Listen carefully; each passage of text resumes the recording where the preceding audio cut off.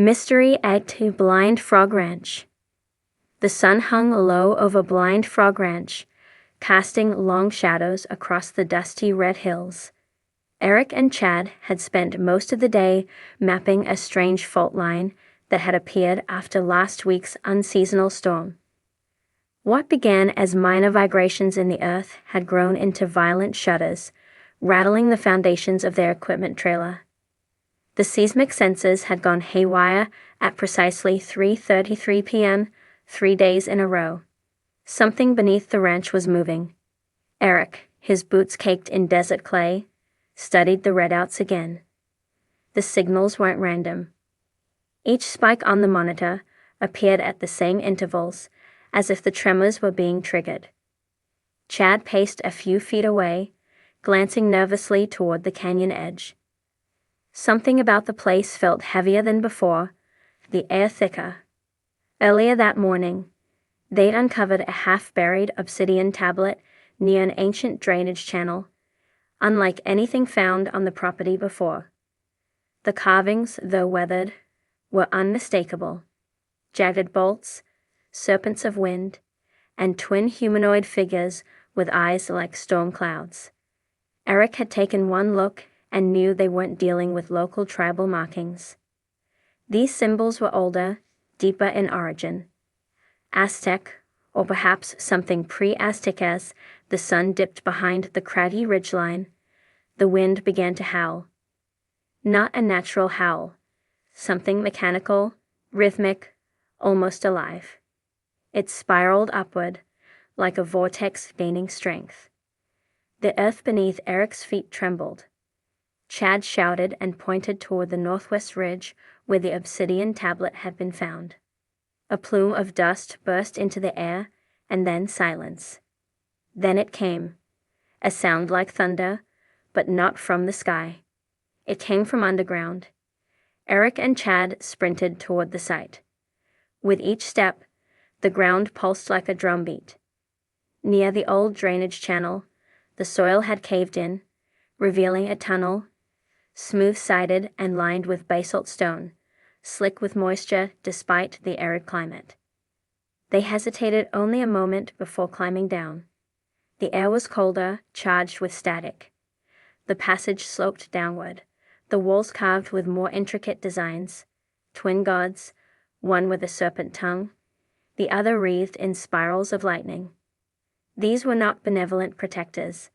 Their eyes were narrow, hungry. The deeper Eric and Chad ventured, the louder the thunder grew.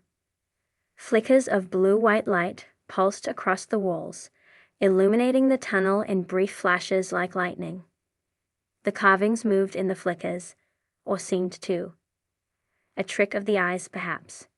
But the feeling of being watched never left them. They reached a chamber. Massive, ancient. A stone altar stood at its center, surrounded by circular glyphs. Above it, a mural filled the ceiling. A depiction of the sky, torn in half, two gods descending on bolts of electricity, wielding jagged axes. Eric examined the altar. In the center, a perfectly circular depression held a smooth disk of obsidian, identical to the one they'd uncovered earlier. He reached into his pack and pulled the original disk, placing it into the depression. The chamber rumbled. A low hum filled the air. The mural on the ceiling began to glow faintly, then brightly, as if fire lived within the stone. A wind screamed through the tunnel behind them. The thunder returned, but now it had rhythm. A chant, a drumming heartbeat. Not natural, not random. Eric grabbed Chad's arm. They turned to flee, but the tunnel behind them had sealed shut. Solid stone in place of the passage. Then came the tremor. It wasn't like the others. This one didn't shake so much as pull. A downward force, as if gravity had shifted. The two men staggered. Light burst from the altar, and a sound split the chamber, something between a roar and a scream. From the stone mural above, twin shapes detached. Humanoid, towering, electric. Not flesh, not metal, living energy shaped like men, eyes of storm clouds and teeth like obsidian. The chamber filled with heat and static. The figures moved toward the altar. Their presence walked the air. One raised its hand. Thunder cracked from its fingertips. The other opened its mouth. The walls shook with an inaudible hum. Eric and Chad backed away, searching the chamber for another exit. None. Just carvings, altar, and the encroaching gods. The obsidian disc on the altar began to levitate, spinning rapidly. Sparks flew from its edges. A ring of light formed around it, then expanded, growing outward like a ripple. It passed through the two energy beings, then through Eric and Chad. Everything went black. When their vision returned, they were no longer in the chamber. They stood on a vast plateau of obsidian, high above a jungle that stretched to every horizon. A thunderstorm loomed overhead, but the rain fell upward, vanishing into the clouds. The sky had no sun, only flashes of electric fire. All around them, stone towers pulsed with blue light. Aztec glyphs floated in the air, shifting, rearranging themselves. Eric realized they were inside something, not physical, but real. A vision, a memory, or a warning. Below the plateau, beings gathered, hundreds, perhaps thousands, kneeling in supplication to the twin thunder gods who floated above them, their arms raised high. The people chanted without mouths, prayed without words. The gods answered with light. And then, destruction. The sky split in two. Bolts of lightning thicker than trees tore through the towers. The jungle burned. The obsidian cracked beneath Eric's feet. He fell. Darkness. Light again. They were back in the chamber. The altar had shattered. The obsidian disc was gone. The twin figures were no longer visible, but their presence lingered like ozone after a lightning strike. The tunnel was open again. Eric and Chad ran. The walls pulsed as they passed, alive with residual energy. Behind them, the chamber trembled, the ceiling starting to collapse. They emerged into the desert night, gasping, their clothes torn and faces covered in dust and sweat. The stars above looked unfamiliar, distorted. The ranch was eerily quiet. The seismic sensors had stopped. The ground no longer shook. But from far below, a final rumble echoed, long and deep, like a breath held beneath the earth. Eric looked at the horizon. Storm clouds gathered unnaturally fast. Chad pointed to the ridge. There, where the obsidian tablet had first been found, two jagged bolts of lightning struck in perfect unison, illuminating the twin silhouettes once more, then vanished. Dust curled into the golden air as the sun sank behind the rugged mesas of Blind Frog Ranch. The land groaned faintly beneath the shifting shadows, not from the usual settling of desert heat, but from something deeper. Something alive. Eric's boots crunched against fractured red soil as he adjusted the seismic monitor for the third time that day. Beside him, Chad scanned the terrain with narrowed eyes, his instincts twitching under the weight of invisible pressure. The tremors had returned. Not random, not natural. Always at dusk. Always near the old ravine behind the inactive oil rig.